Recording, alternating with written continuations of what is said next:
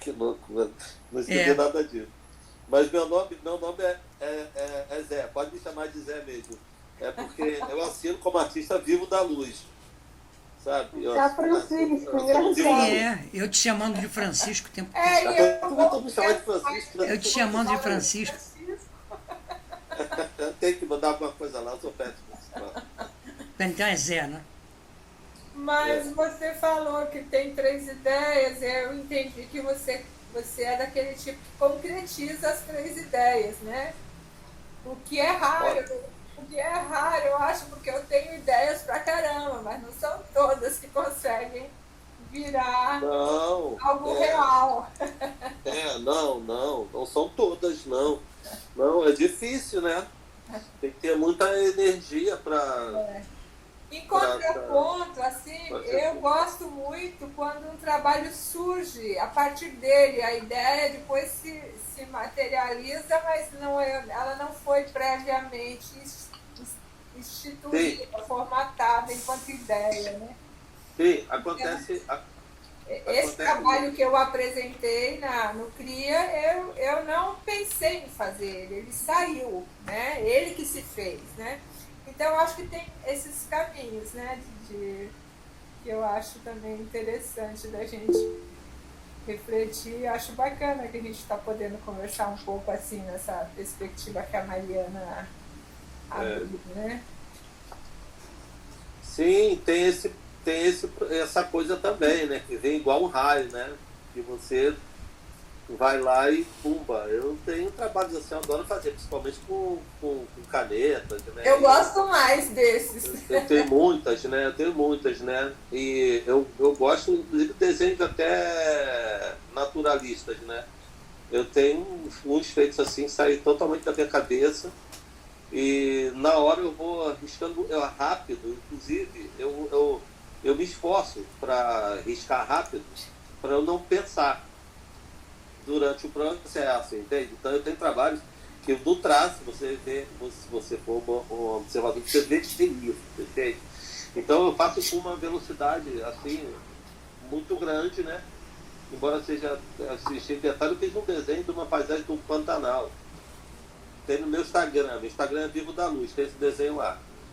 Que eu tava com um bloco assim, com as canetas, e eu falei, bom, o que eu vou fazer aqui? Não sei o que eu vou fazer, tem nada pra fazer. Eu falei, bom, eu vou fazer uma paisagem, fazer uma árvore, aí depois falei, bom, vou fazer uma paisagem do cerrado, aí vou fazer o máximo de bicho que eu puder colocar aqui, aí coloquei cipó, jacaré, formiga, capivara, tuiuiu, urubu-rei, passarinho, Ô, tá tudo Zé, lá. Zé, É, desculpa te interromper. Olha que legal, o trabalho da Sara, acho que a gente pode pegar esse gancho para falar do trabalho da Sara. Você diz que quando você fica procurando os objetos, né, Zé? Você acabou de falar que você está procurando uma forma e você vai representando essa forma e tudo que você vê você está representando. Só que o da Sara era o contrário, assim. Pelo menos a minha perspectiva era assim, ok, estou representando bolhas, né? Começaram com os desenhos das bolhas. Então, tá, mas o que ela é? Foi, né, o desafio é tentar entender o que ela era, o que ela era. Porque era uma mão com uma bolha, era ela com uma bolha, era a bolha, era a transparência, era o gesto, era a geometria, era o que ela era. E aí eu tinha proposto esse desafio para Sara, que é, então, Sara, então por que você não faz muitas bolhas? Né? Diferentes técnicas, desenha elas infinitamente para ver o que acontece a partir disso. E ela começou um estudo, e esse estudo a gente conseguiu expor. Alguns já a tinham, procura da bolha inclusive. perfeita. Bem isso. Mas Até ela era bolha. Olha que legal, foi para esse lugar. Não, peraí. Eu tenho desenhado essas bolhas de sabão, mas eu não sabia se era bolha de sabão ou se não era de sabão. Porque alguns eram preto e branco, mas outros não eram, tinha cor. Peraí. Então a gente está desenhando um único código, onde ele é colorido, mas ele também é preto e branco. Né? A gente sabe que no discurso da história da arte a cor é um grande problema conceitual e de estudo. Então, é claro que depois de um tempo, a gente vai começando a estudar sobre os nossos próprios processos, encontrando autores que conseguem conversar com essa maluquice na nossa cabeça. Então, peraí, eu estou com uma necessidade. Primeiro começa com uma necessidade, né? Que a gente está quase se estudando a partir dos trabalhos. Ou estou com uma necessidade de trabalhar só com preto e branco. Agora uma necessidade de trazer a cor. Pô, mas é por que determinada cor não me atrai? Por que o preto e branco, em alguns momentos, com algum material específico, que tem uma textura específica, me atrai mais do que outro?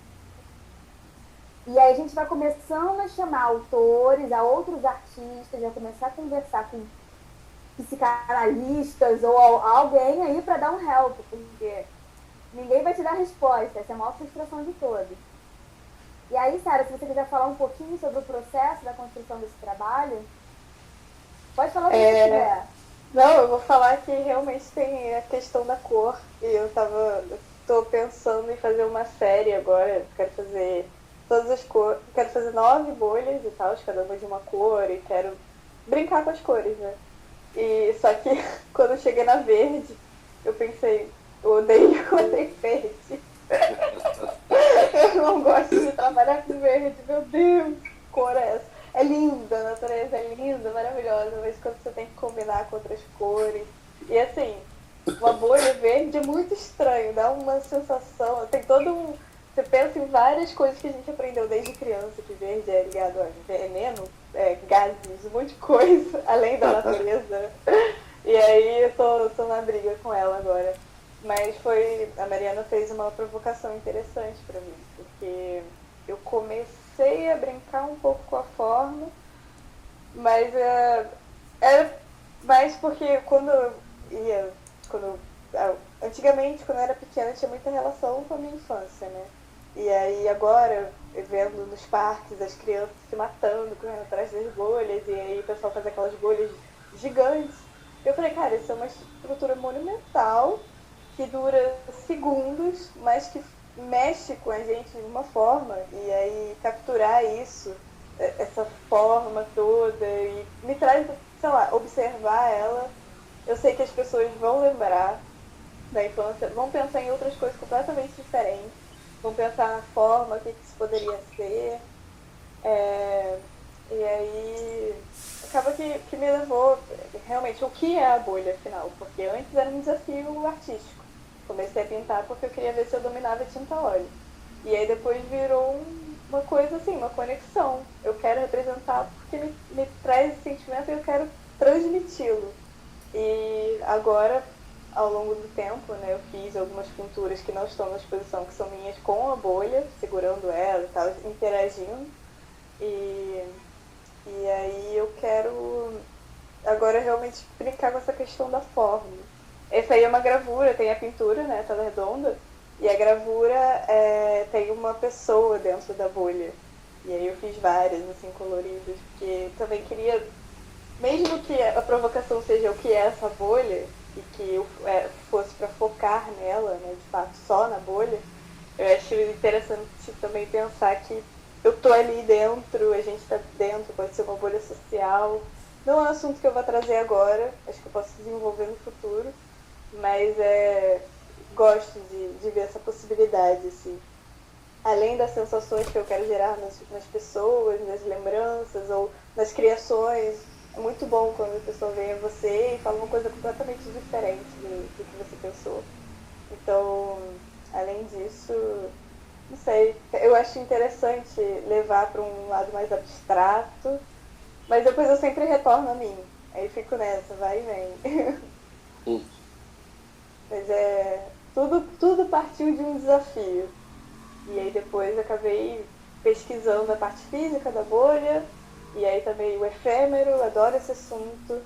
E aí também, além da bolha de sabão, as bolhas são importantes para a criação de vida. E eu fiquei tipo, como assim? Porque tem bolhas no fundo do mar, que elas soltam minerais e gases importantes na atmosfera. Eu fiquei, meu Deus, é muita coisa. Uma bolha de sabão, ela ocupa os menores lugares possíveis e é um aspecto físico, assim, que o pessoal estuda muito. A superfície dela não para de se mexer.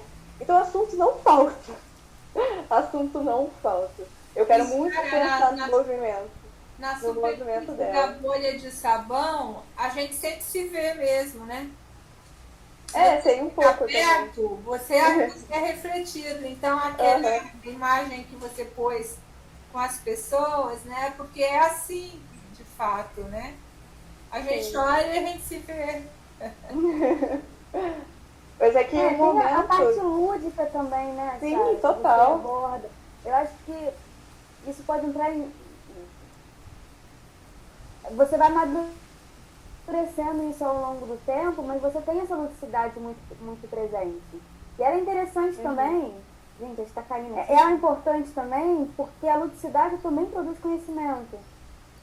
Dos jogos, das brincadeiras, do desenho, da estética, do olha, que bonito, que fantástico, né? Aquela escultura absurda que fazem da bolha gigante, que passa por dentro de você e você retira, você está dentro da bolha, né? E que lugar é esse também? Eu quero muito no futuro poder fazer algo que realmente interaja pelo espaço, assim. Ainda vou fazer, eu quero fazer uma máquina que fique soltando várias bolhas, assim, no espaço positivo e as pessoas confundem o que está acontecendo. Não, interessante. Eu acho muito maneira essa interação.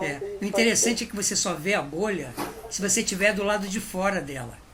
Porque se você estiver dentro dela, você não consegue perceber. Muitas vezes você está dentro de uma bolha e não está vendo, não está sabendo, né? Não, essa coisa da bolha você vai longe. E bolha verde combina com muitas cores, viu? Eu conheço, porque o verde com azul é maravilhoso. Né? O verde com os tons terras são maravilhosos. Verde e vermelho é um contraste que eu amo também. E são muitas bolhas, inclusive as bolhas sociais, as bolhas da internet, né? A bolha do Instagram. Aí, pegando um pouquinho o gancho do trabalho do Osmar, o Osmar estava ali pensando.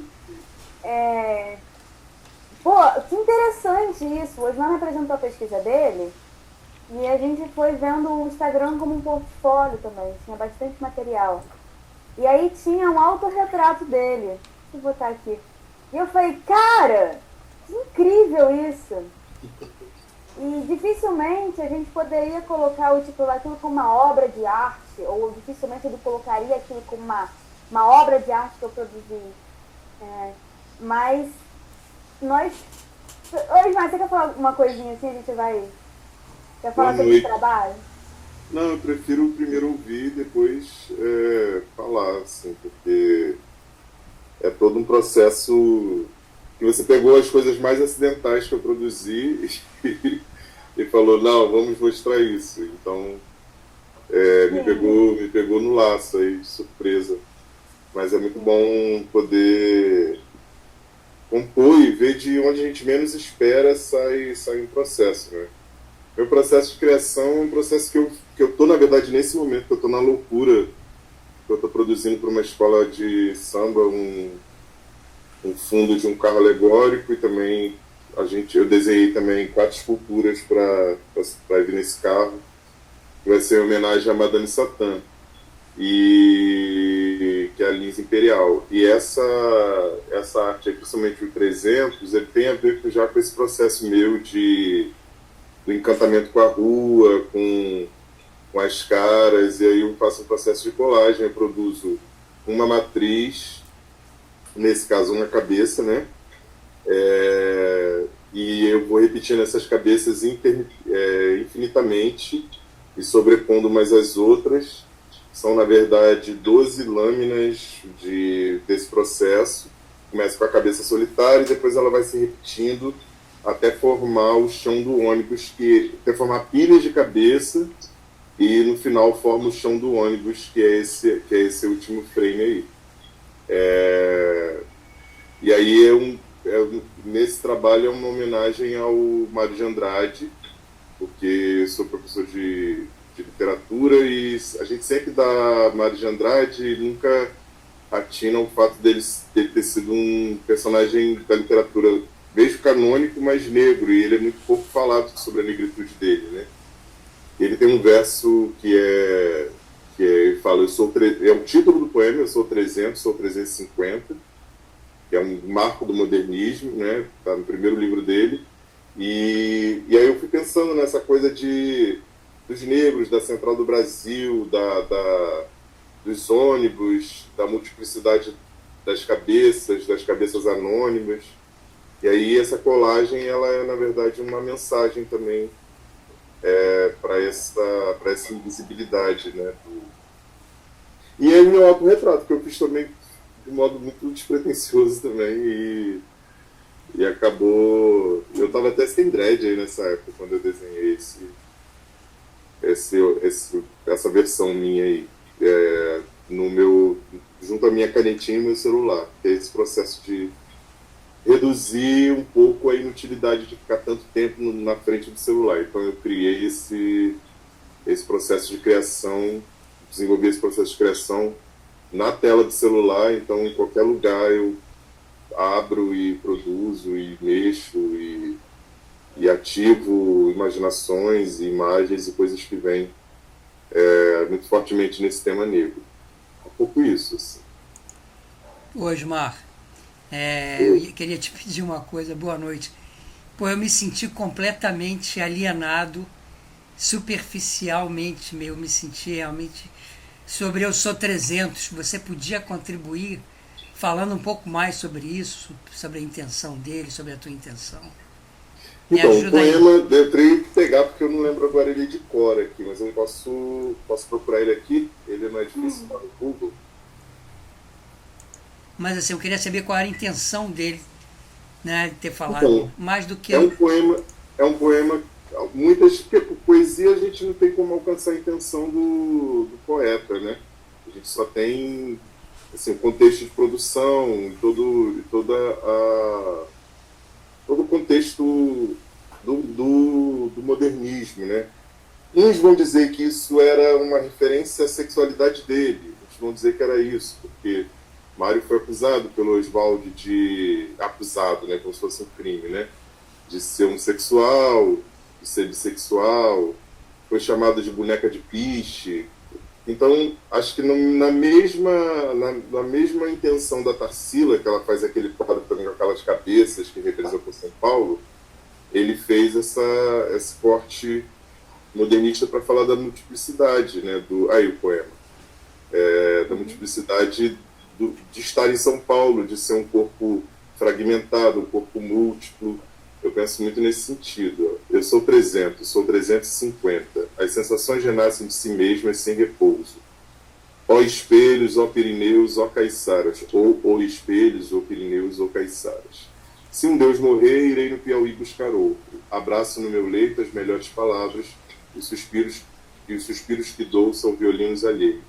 Eu piso a terra como quem descobre a furto nas esquinas dos táxis, nas camarinhas, seus próprios beijos. Eu sou 300, sou 350, mas um dia final toparei comigo. Tenhamos paciência, andorinhas curtas, só o esquecimento é que condensa e então minha alma servirá de abrigo. É ele, a cidade, ele, o mundo, ele e essa não compreensão do Oswald, né, e daquela sociedade preconceituosa da elite paulistana da época também. Eu penso nesse sentido. Nasceu disso. Que voz, hein, Osmar? Parabéns. Obrigado, Osmar. Obrigado mesmo. Muito Acho bom. que eu saí melhor hoje dessa reunião por isso também. Não, e ao lado do trabalho dele ainda tem autorretrato, né? Então quem é ele na multidão? Então podia ter uma voz também lá, né? Porque leu super bonito aí o 350. Obrigado. Foi mesmo. Eu cheguei a mandar para você, Mariana, o todo... Porque mandei que tem as pilhas de cabeça e tal. Foi... Porque na verdade não são só esses 3, né? Acho que são 8, não são, Osmar? Acho que são 9. 8 ou né? 9.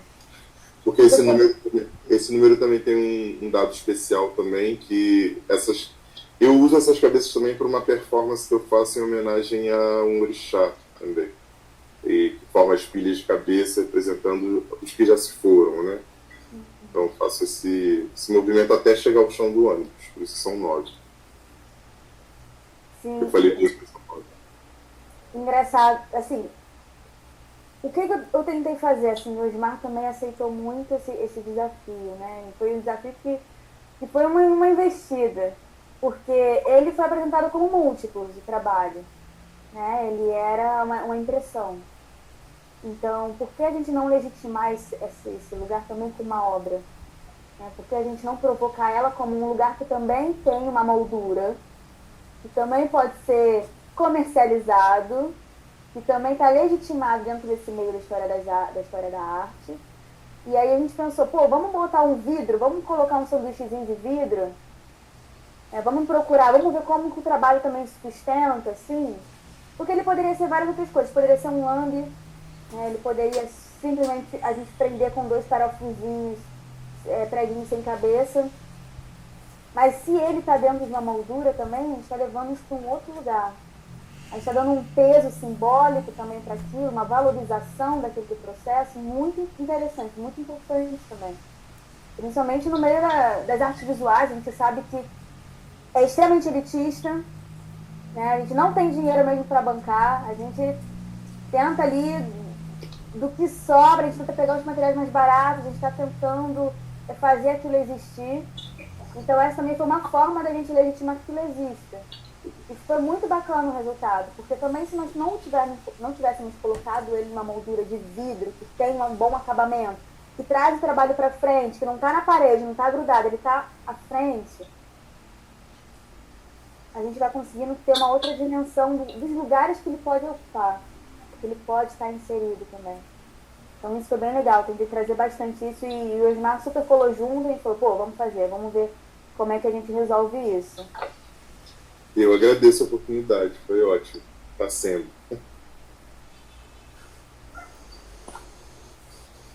Se alguém quiser já apontar mais alguma coisa, acho que o Guilherme também, quero trazer a provocação do Guilherme, mas não agora, Gui. Vou deixar o seu trabalho para daqui a pouquinho.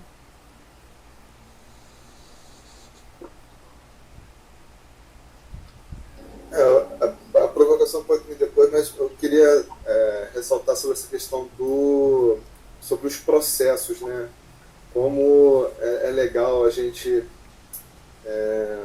ir observando assim que agora, contando aqui as cabecinhas por alto, acho que foram 7 pessoas já falando, e são 7, 3, 5, 6, enfim, mas você vê que cada uma foi um processo diferente que vai partindo são caminhos diferentes, e aí vão também das técnicas que a pessoa quer, por ter afinidade, por ter vontade de querer investigar, das vivências, das vivências delas, partindo muito também de quem nós somos, do que nos afeta e como a gente é afetado e afeta o mundo também. Então, é muito interessante assim, ver os pontos de estímulos para o começo da pesquisa, do pensamento, mas também o que essa conversa também possibilita, né, de você enxergar o final um dos finais dessa trajetória, né? Você está tendo essa conversa, entender um pouco mais do que levou a chegar a esses resultados. Isso para mim é muito também enriquecedor, assim, muito interessante de aprendendo assim com os outros. Era só para pontuar esse tipo de situação.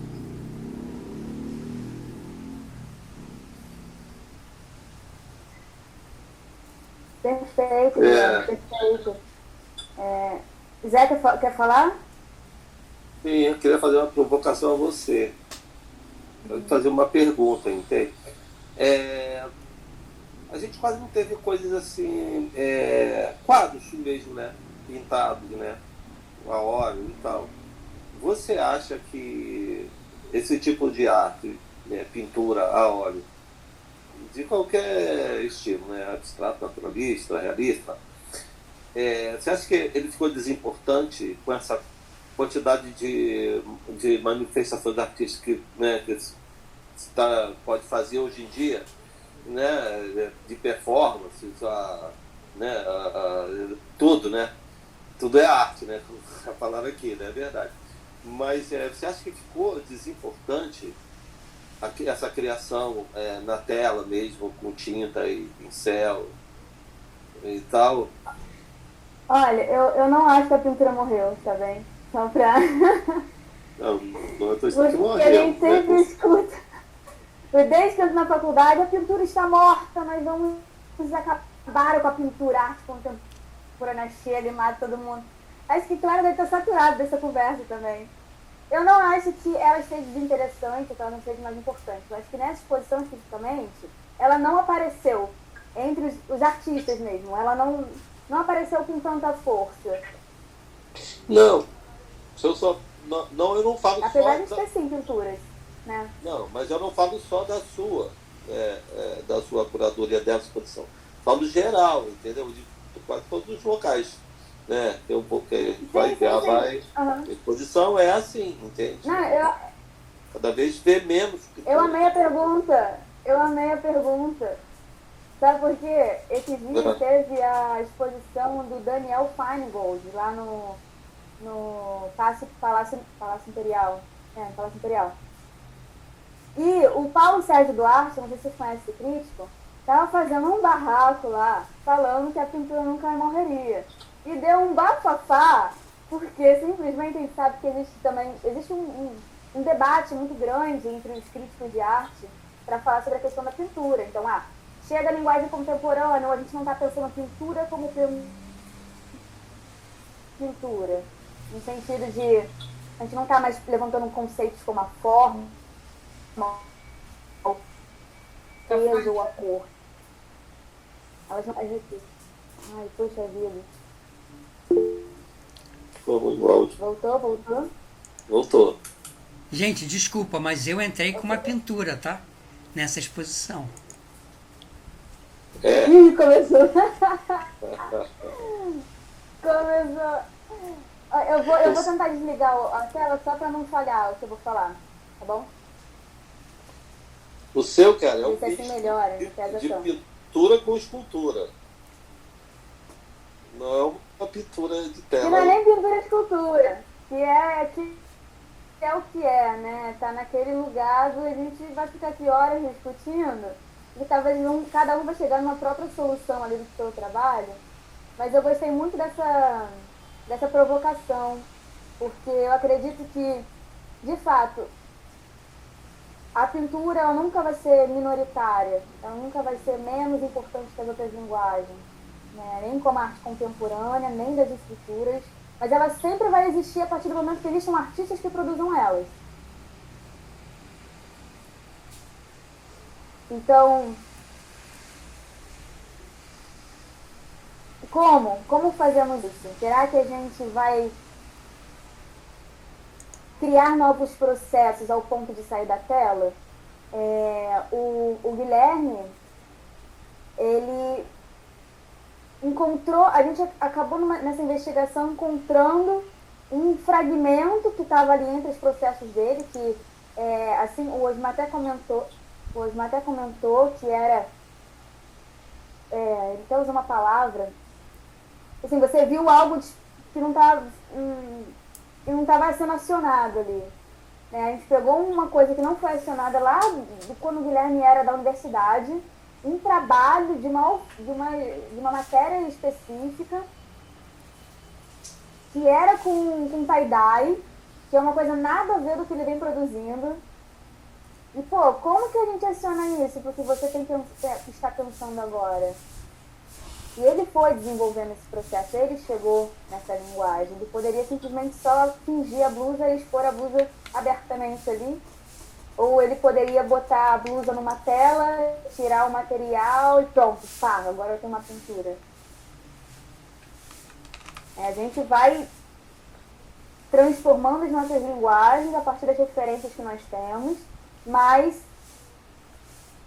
vão criando caminhos, entendeu? Que não é bom apagar os que já existiram também.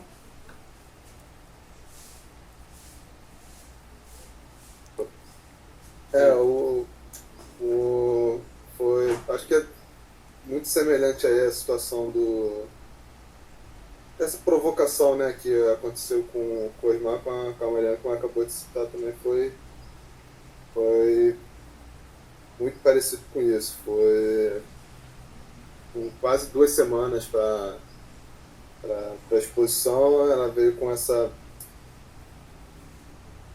com esse estímulo, assim, tipo de, sabe, visitar esse processo, porque, como também já foi, se não me engano, acho que foi a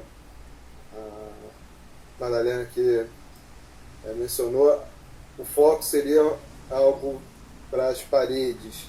E eu estava já numa parte pensando em questões mais tridimensionais, que ocupem mais o espaço, que tem, você tem essa questão de você perambular em volta da peça. E aí, quando ela trouxe essa indagação de, tá bom, a gente tá focando para ficar na parede, então eu também estava nessa, assim,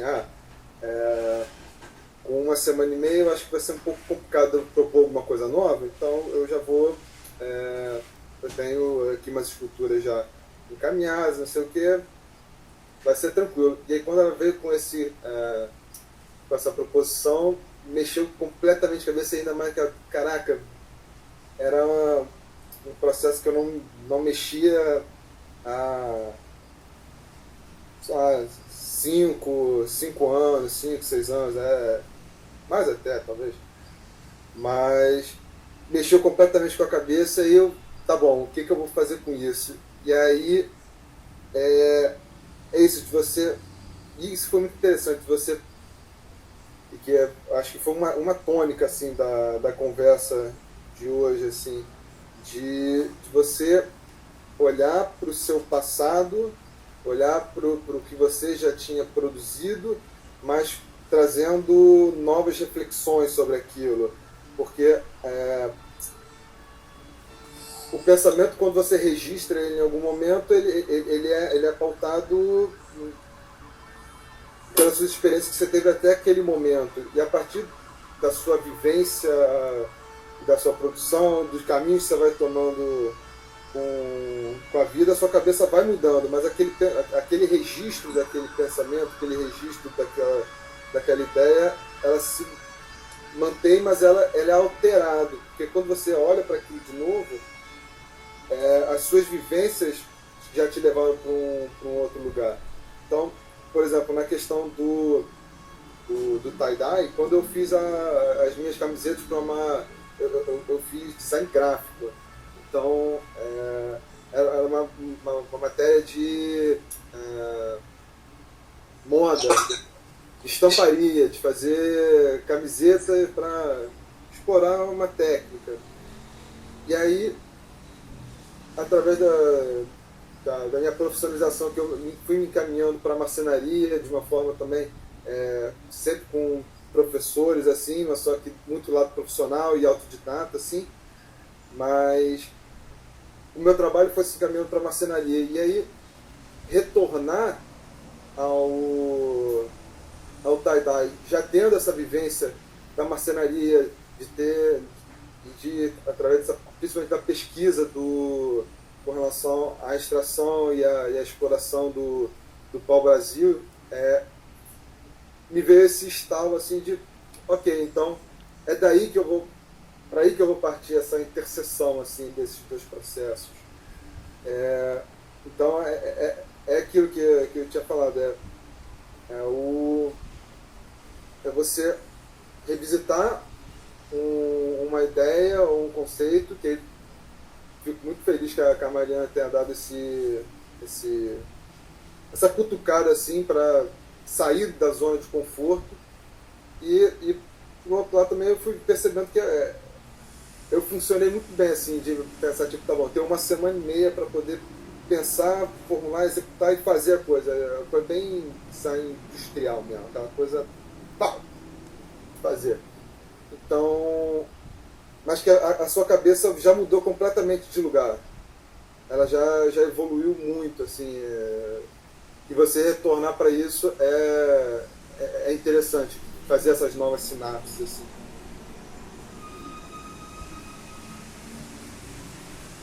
Isso que você falou, o tempo, né? Prazo. É isso. É esse o lugar, prazo. Ah, mas é porque eu tô muito tempo sem produzir, porque, não sei, tô aqui matutando mais ideias, aí passa 1, 2, 3 anos, aí a pessoa não fez, porque ela tá esperando vir não sei, ela tá esperando uma catarse. A catarse se dá na pressão também, né? Na experiência. Muitos artistas funcionam somente sob pressão. Também não foi uma pressão tão grande, assim, 2 semanas, teve um respiro. Mas nós tínhamos um prazo. Então, talvez você esteja identificando essa característica sua como artista. Ó, eu trabalho com prazo, então eu mesmo posso me dar os meus prazos. Pô, vou dar aqui 1 mês para fazer essa escultura. Ok, não deu tempo? Você prorroga mais um pouquinho, mas você coloca ali um limite. Senão as outras coisas da vida vão atravessando e aquilo não vai sendo prioridade. Mas aí tem que ter uma exposição, né, Guilherme? Ajuda bastante. Ajuda bastante. Não é tão simples, né? Você dá o prazo e pronto, né? E você já reequaciona. Não, envolve muita questão que, por exemplo, eu não trabalho full time com a minha produção artística, né? Eu trabalho para outros designers, afins, faço muito a execução dos trabalhos dele, então até é interessante essa questão de como eu tento usar o operacional para poder fluir as minhas ideias. Enquanto eu estou executando algum processo extremamente mecânico, a minha cabeça está em outro lugar, refletindo e pensando sobre... e esses próprios processos vão alimentando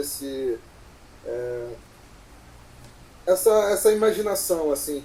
Mas é isso, quando vem um agente externo, né, como uma exposição, como um edital, como algum fator que faz com que você crie uma mobilização, que aí você fica pensando, pô, eu podia fazer assim com mais frequência, eu podia, como a Maria falou, eu podia eu mesmo colocar os meus prazos para poder fazer a minha produção, assim, mas as coisas vão se embolando no meio da vida, que é importante ter, e é gostoso, assim, ter esses momentos que parece que a vida te pega assim e fala, bem, vamos fazer, e aí de você se envolver 110% assim nesse processo, assim, é gostoso, é muito bom.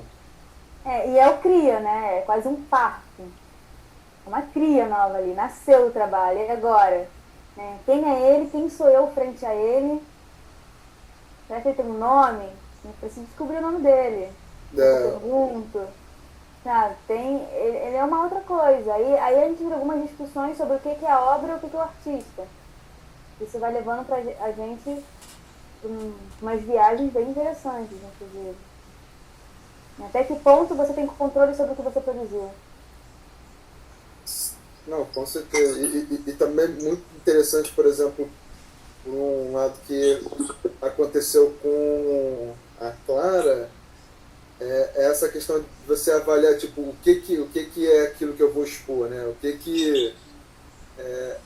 E às vezes desse medo que você vai criando do que você vai estar expondo, das suas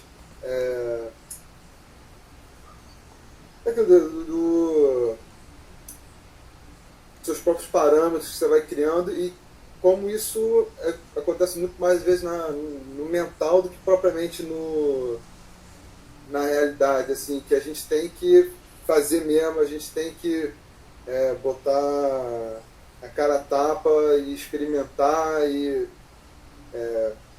gerar os processos e é isso, focar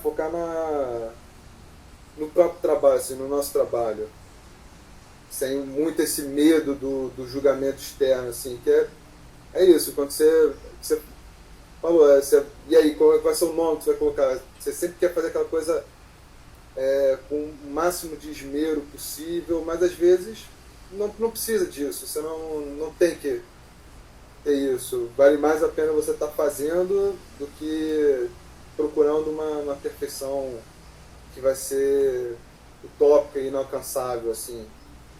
Então, acho que é muito essa tônica também. Expor é se expor, né? Exato. Isso refletiu também na obra, né, Guilherme? Você falando de prazo, vocês falando de tempo e um objeto que está ali no limiar, né?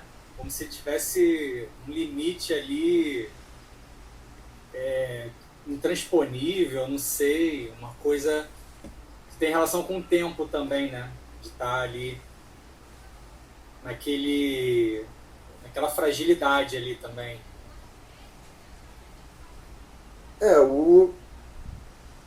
É aquela situação, bem.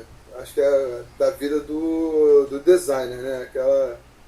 Você. E é uma coisa que eu acho que para minha saúde mental eu assumi isso, assim, que a gente tem que trabalhar o melhor que a gente conseguir fazer com o tempo, o recurso e com o que a gente está se propondo a fazer, mas sempre dá o nosso melhor, assim. Se há um melhor utópico que você imagina, talvez não seja, mas só que tudo bem. Aí a gente entra mais uma vez, o que é a obra? Né? Aquele controle interminável, não, eu preciso fazer de um jeito, ela vai para uma outra direção, e às vezes você não sabe o que você está fazendo, mas está fazendo. E aí eu entro no trabalho do Vitor Coutinho. Está até assim, não sei se está online. Vitor, você está conseguindo ouvir a gente? Oi, tô sim. Oi? Então, eu entro no trabalho dele, porque como é que surgiu isso, né? A gente fez uma análise, assim, do trabalho que ele vinha produzindo. Nós fizemos uma comparação entre dois processos que aconteciam em lugares completamente distintos para tentar criar uma palavra-chave que conseguisse fazer com que aquilo ali, com que a gente conseguisse dialogar com aquilo ali. Eu vou mostrar as imagens, se o Vitor quiser falar um pouquinho como foi o processo, das reflexões. Bom, boa noite, gente. Então, essas duas fotos que eu participei, essas duas fotografias, elas são frutos de algumas experiências que eu tive durante os últimos anos, né? Na conversa que eu tive com a Mariana e tal, que a gente teve uma live sabatina, por assim dizer, e foi um processo bem interessante, né? Que a gente conseguiu dar uma visualizada de uma forma geral nas fotografias que eu venho fazendo nos últimos anos. Mas antes disso, eu, né, por muitas aspas, sou músico, né, por assim dizer. E nesse processo de estar tocando, surgiram várias questões no sentido de se entender, né, até como músico de fato, né, ou não, de se expressar, estar diante de um público, e muitas dessas vezes é um público jovem, né, que também me requer um certo cuidado na forma como a gente transmite as coisas, né, o que a gente quer dizer com o discurso. Enfim, em um dado momento esse processo ficou um pouco saturado para mim, e aí eu pensei então em expandir, né, para outras suportes de linguagem, né? Então, de sair de um movimento que eu precisava estar me movimentando as pessoas, fazendo com que literalmente ondas sonoras se surgissem, fossem feitas para tocar o ouvinte. Eu parti então para a fotografia, né, que é quase que um movimento estático, que eu tento capturar alguma coisa com o meu olhar, né? E aí foi interessante então que a conversa que a gente tive com a Mariana, né, com outras pessoas também, até no momento da montagem, né, eu troquei uma ideia com o Osmar, que foi super interessante ver ele acompanhando ele montando o trabalho, né, e ele explicando como é que ele queria que ficasse na parede. Enfim, isso, pequenos detalhes, né, que me fizeram pensar a respeito do que eu estava eu mesmo fazendo, né. E aí a Mariana, ela pensou então essas duas imagens, né, então que elas refletem um pouco disso, né, da onde eu estou partindo para onde talvez eu esteja indo ou passando por. Né. E na primeira é um show, né, eu produzi, né, no sentido já passando do momento de estar atuando, tocando em cima do palco, para o momento já mais de bastidor, tentando organizar as coisas, fazendo as coisas acontecerem. E aí eu fotografando uma banda que eu trouxe, e aí eu intitulei essa imagem de Dor, né, que é o nome da banda também, mas é meio que isso. E a segunda imagem, então, ela seria o Arrimo, né, que eu literalmente já começo a me interessar por outras coisas, né. O meu olhar está indo mais para um lado quase que de replicar o que eu mesmo estava fazendo enquanto música, né. Então, eu lembro que a Mariana utilizou uma palavra que foi reverberação, né, e esse é um efeito que existe, né, dentro do estudo de som, né, que é o do eco, né. Então você tem o eco, o reverb, o delay. E o reverb é uma espécie de voz que você ouve ecoando, né. Ela não chega a ser um eco completo, né. Você ouve só as primeiras sibilâncias do que seria esse som sendo repetido. E esse é um efeito que eu utilizei largamente durante toda a minha carreira musical, assim por assim dizer. E aí quando a Mariana trouxe isso sem saber de nada do que eu fazia, sem saber de nada de técnica, isso me deu um estalo. Eu falei, tá, é literalmente isso.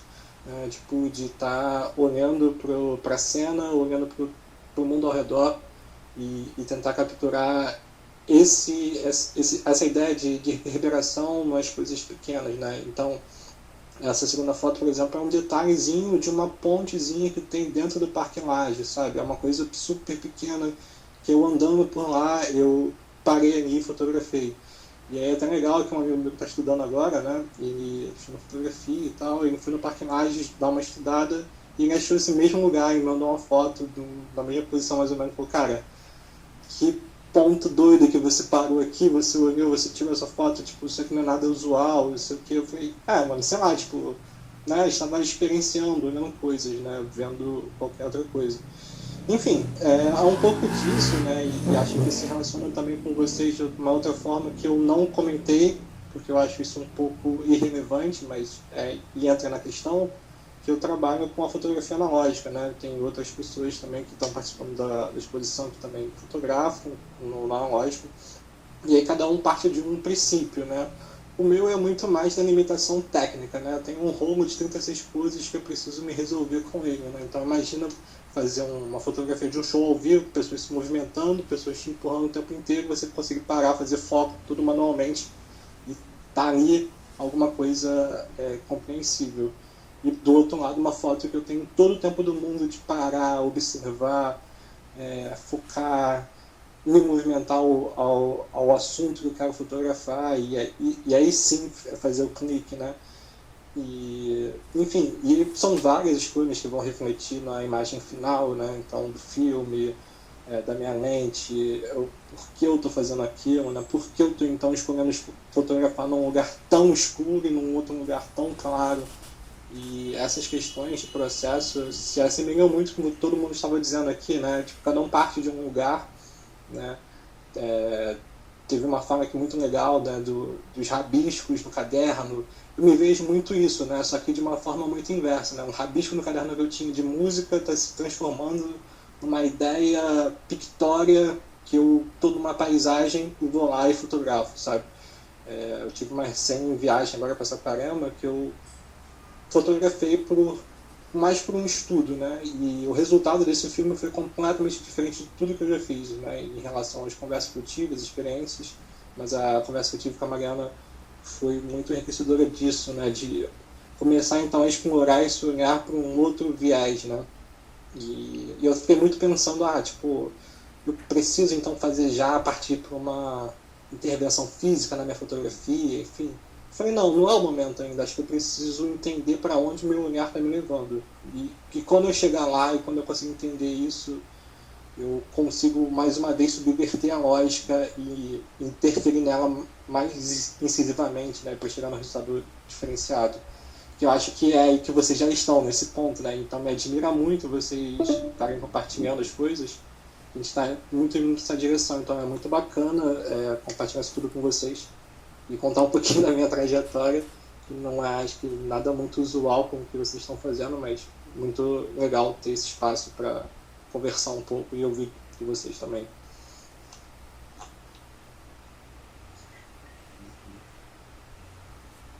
É muito bacana o que você diz, assim.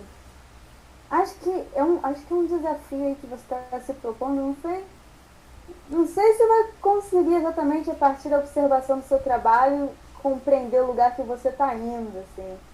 Eu não sei, é uma angústia a produção, né? Mas você vai conseguir ter um pouco mais de consciência. Talvez seja isso exatamente que você está querendo dizer. Um pouco mais de consciência sobre onde você tem alcançado inconscientemente, conscientemente, através do diálogo com outros artistas e do estudo. É isso. Assim, estudo. Você vai começar a ler sobre alguns questionamentos que vai vir no campo teórico para ti. Você vai conversar com outros artistas, pessoalmente, virtualmente, ou através das leituras também. E aquilo vai te dando uma bagagem para você não se sentir sozinho. Porque muitas das vezes o que a gente sente, e o que o Kerres pontuou lá no início pô, mas eu sou solitário. Exatamente. O Zé também, tô sozinho. Peraí, parece que eu estou deslocado, parece que eu não estou conversando com a realidade, parece que eu não estou conseguindo me enquadrar nesse modelo social de mundo, tem alguma coisa errada comigo. E não tem.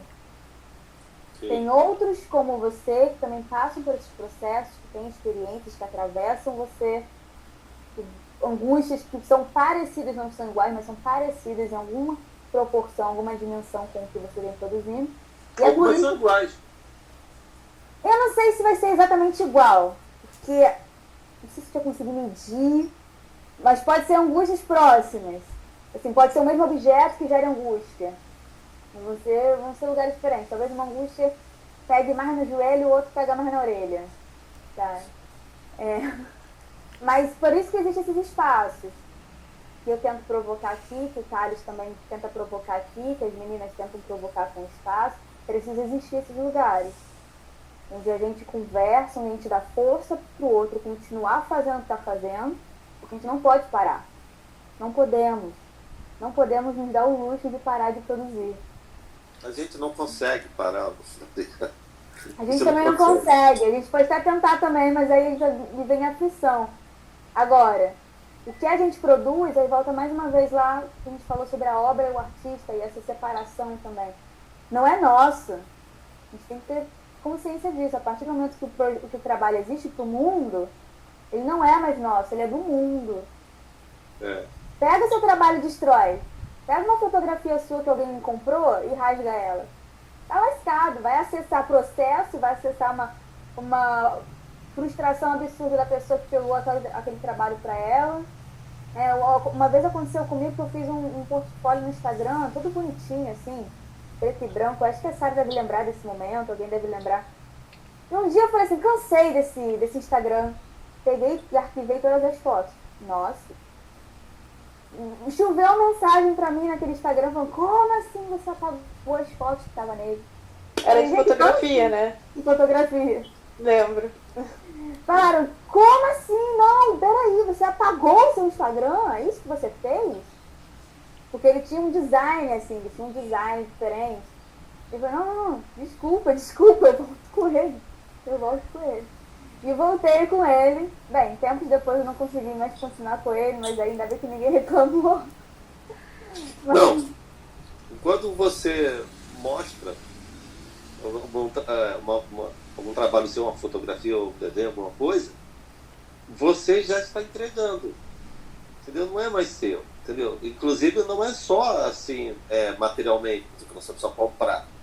A pessoa, ela se apropria pelo olhar, entendeu? Ela é que escolhe, o espectador é que escolhe sempre, entendeu? Não é você, você faz o trabalho que tem que fazer, né? Mas quem toma conta é quem olha, o espectador. Olha, eu tenho mais ou menos mais de 20 mil fotos. O trabalho que eu mais gosto meu é o trabalho de street, de fotografia de rua. Eu acho que eu tenho fotos fantásticas, maravilhosas, entendeu? De rua, de fotografia de rua, de street, entendeu? Eu tenho mais de 20 mil fotos. É um trabalho que eu adoro. Mas todo mundo só gosta daquilo, das minhas fotos abstratas. Entendeu? As pessoas olham aquilo lá e falam, nossa, isso aqui é muito legal. Eu quero todo mundo, entendeu? Só olha para minhas fotos abstratas. Entende? E aí o que eu vou fazer? Eu tenho que, né, deixar. Foi aquilo que nós falamos, né? Pô, eu lembro do seu trabalho desde 2016. Eu estava lembrando, isso já há uns 10 anos atrás, a professora Yoko, que muitos de vocês devem conhecer bem. Eu lembro a primeira vez ela falando assim, que a arte não reproduz o conhecimento, a arte produz conhecimento. Eu já tinha ouvido aquilo, mas eu fiquei pensando, mas peraí, cadê a produção do conhecimento dessa arte? Aquilo eu fiquei buscando, e agora vocês falando, né, cada um, o Guilherme, o Vitor, o processo de cada um. Eu acho que para mim, coisas que me fizeram entender a arte como produção de conhecimento, uma delas foi o tal do prazo. O prazo, ele te coloca contra a parede e diz assim, não, agora você vai entregar. O que você tem aí? Passa para cá. Sabe, aquilo tudo que está enrustido, aquilo que o medo não deixa, aquilo que... Então é um processo que, para mim, no meu processo de vida, o prazo sempre me estimulou muito. Por isso, daí eu acho que a exposição é legal. Sabe, você ter um compromisso de exposição, ou ter um compromisso de chegar em algum lugar, em algum tema, né? Então eu acho que é isso, acho que eu ainda continuo atrás do conhecimento que ela produz, né? Que é muito, às vezes tenta, olha, faz uma cópia de uma coisa, mas aquilo é a reprodução, né, do conhecimento. Mas aí onde ela produz esse conhecimento? Eu estou assim, maravilhado como a Mariana consegue motivar, né, como motivar a gente de cadê o teu processo, onde que está, você tem que valorizar, quer dizer, o papel de uma curadoria bem feita, né, onde ela chega no artista e assim cutuca ele, dá o prazo, isso é legal, né, você saber, você participar de uma exposição de uma forma integral, assim, que te movimenta, né, que faz você organizar alguma coisa que estava bagunçada, como a Clara, né, chegou e organizou ali. Então é isso. Ó, faltam mais 5 minutos, eu acho. 3 minutos. Deixa eu só falar uma coisinha. Vou complementar o que o Kelly falou. Assim, realmente, assim, é extremamente necessário. Tem um trabalho que você faz, Mariana, de juntar, peneirar, entendeu? Colher, entendeu? Você lembrou de mim depois de 10 anos. Você viu o meu trabalho, depois de 10 anos você lembrou de mim. Então, imagina você fez você peneirar todo mundo aí, né? E fazer essa coisa toda, e isso assim também é muito importante pra gente. Acho que é muito importante porque a gente vai fazendo coisas, vai acumulando, vai fazendo coisas. Chega uma hora, a gente fala, para que eu estou fazendo isso? Não é verdade? Quem já não teve esse pensamento, para que eu estou fazendo? Para que eu estou fazendo isso? Estou produzindo, isso não sai. Não é que você queira vender, ficar ignorando, você quer mostrar, você quer que as pessoas vejam o que você está fazendo, entendeu? Se você faz e ninguém vê, chega uma hora que aquilo ali te desanima. E muitas vezes você quer ver, né?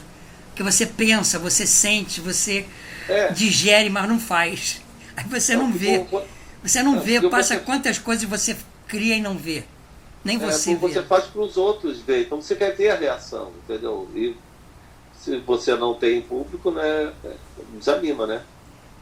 Eu acho que o trabalho pede também. O trabalho quer se apresentar, né? Tem essa sensação também, ele precisa existir em algum lugar. E aí, até a gente não resolver isso, a gente fica com a frustração daquele trabalho ali. E aí, como são vários trabalhos, a gente vive na frustração, todos precisam. E fica trabalho novo te perturbando, te chamando para fazer mais coisas. Sim. Mas, gente, olha. No começo, entende? Bem, para não ficar muito extenso, vamos finalizar. Vamos levantar todas essas provocações de tudo que foi conversado aqui e levar para a semana, assim, levar para o nosso próximo encontro, seja na desmontagem ou seja um outro antes da desmontagem. Fazer isso aquecer nosso corpo, nosso pensamento. Eu agradeço vocês, assim, ao trabalho de curadoria. Na verdade, nunca...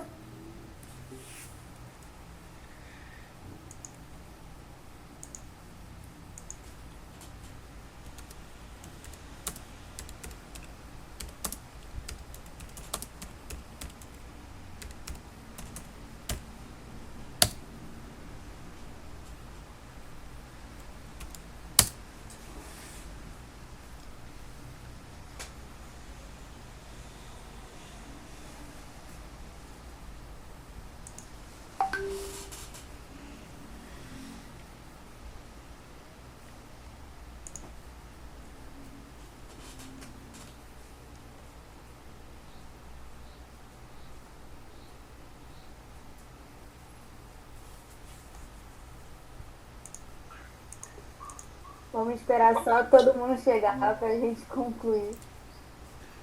Demorar um pouquinho, dá tempo que a gente for dormir.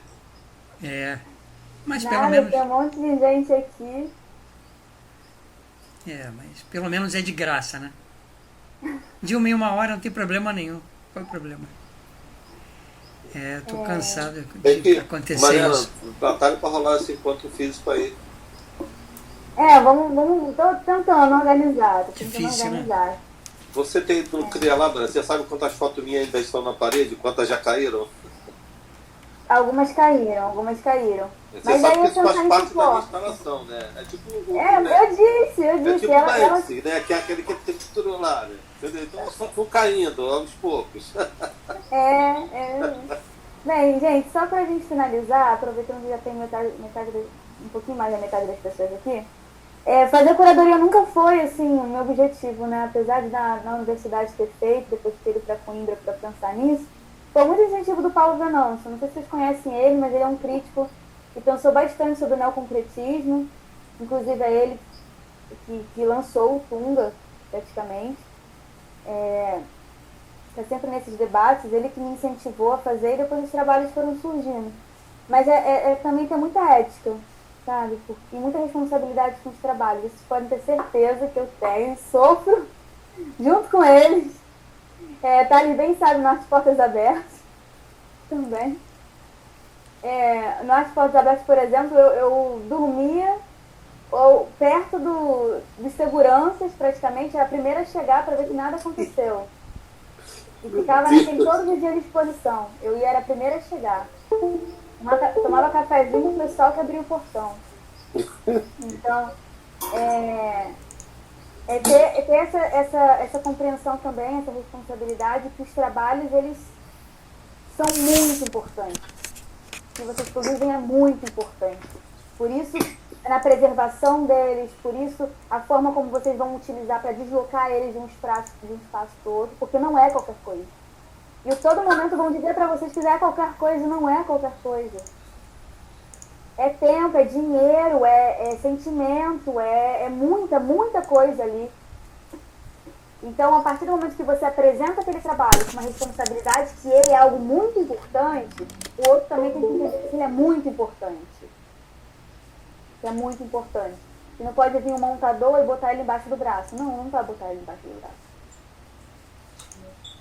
Senão vai ser tratado de uma forma, que não vai ser tratado da outra forma. Tem uma forma de se tratar ele, e que ele foi feito com muita responsabilidade, com muita dedicação, como bem o Guilherme falou.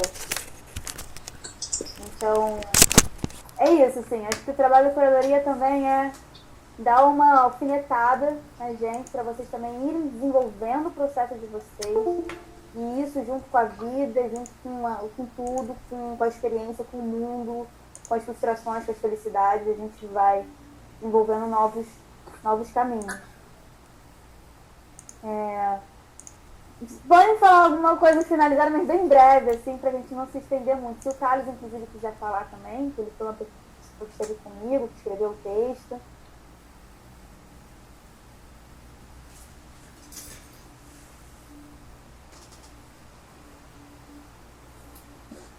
Oi, gente. Eu estou aqui participando da reunião, do bate-papo. Estava no perfil da outra produtora, que é a Ipojucan. Entrei aqui no CRIA para poder agradecer a todos vocês que estiveram com a gente nesse primeiro encontro. Mariana, no trabalho de curadoria incansável. Thales, fazendo texto. E também com todo apoio, né, no espaço até agora. E a todos vocês que acreditaram no projeto no espaço. Emprestaram seu tempo, suas obras e estão acreditando com a gente nesse projeto. Ok. Eu que agradeço por você ter cedido o espaço para a gente mostrar nosso trabalho.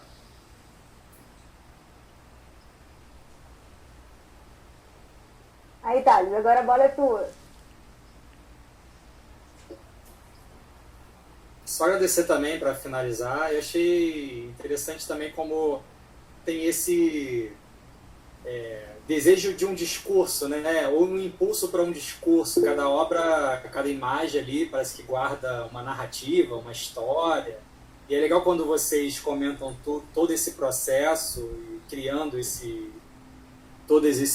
narrações do que vocês fazem, das pesquisas. Achei muito interessante e espero que a gente tenha mais encontros desses. Presencialmente, né? Acho que é muito melhor a gente saber trocar, assim, e conversar e discutir novos projetos, conhecer melhor.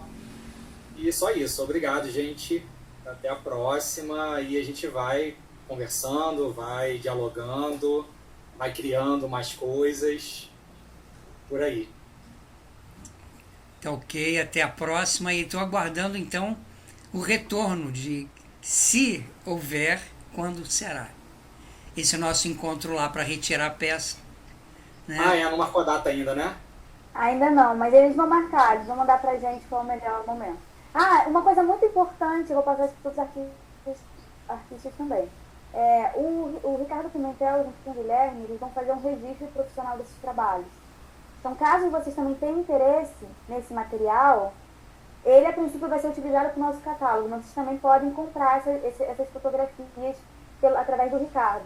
Eu não sei o valor também, eles vão pensar isso conjuntamente, mas eu acho que vale super a pena. E eles estão com bastante equipamento para fazer os registros.